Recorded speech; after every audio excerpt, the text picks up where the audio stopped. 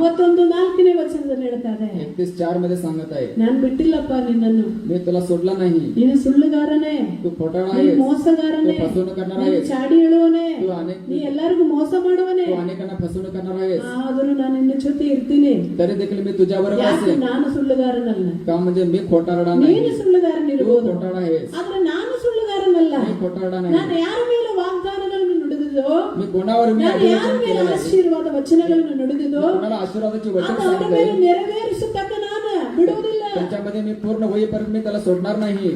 ಯಾಕೆ ಬೇಕ್ರಿ ದೇವ್ರು ನಮ್ಮ ಹಿಂದೆ ಬರೋದು? देवाला कशाला पाहिजे आमच्या पाठीमागे? ನಾನು ಇದನ್ನು ಓದುವಾಗ ವಿಚಾರ ಮಾಡ್ತಾ ಇದ್ದಾನೆ. मी असं जात असताना मी विचार ಒಂದು करत, ಕ್ಷಣ ಹತ್ತೋದಿಲ್ಲ ದೇವ್ರು ನಮ್ಮನ್ನು ಜಾಡಿಸಿ ಬಿಡಲಿಕ್ಕೆ. एक क्षण देवाला लागत नाही आम्हाला. ಎಷ್ಟೋ ಸಲ ಸೇವಕರಾಗಿರುವಂತ ನಾವು ಸುಳ್ಳು ಮಾತನಾಡುತ್ತೇವೆ. अनेकदा आम्ही सेवक असलेले आम्ही खोटं बोलतोय. ಎಷ್ಟೋ ಸಲ ನಾವು ಸಭೆಯಲ್ಲಿ ಒಂದು ಹೊರಗಡೆ ಒಂದು ಜೀವಿಸ್ತೇವೆ. अनेकदा आम्ही सभेमध्ये एक जगतो आणि बाहेर देखील दुसऱ्या प्रकाराने ಜೀವಿಸ್ತೇವೆ ಇಲ್ರಿ?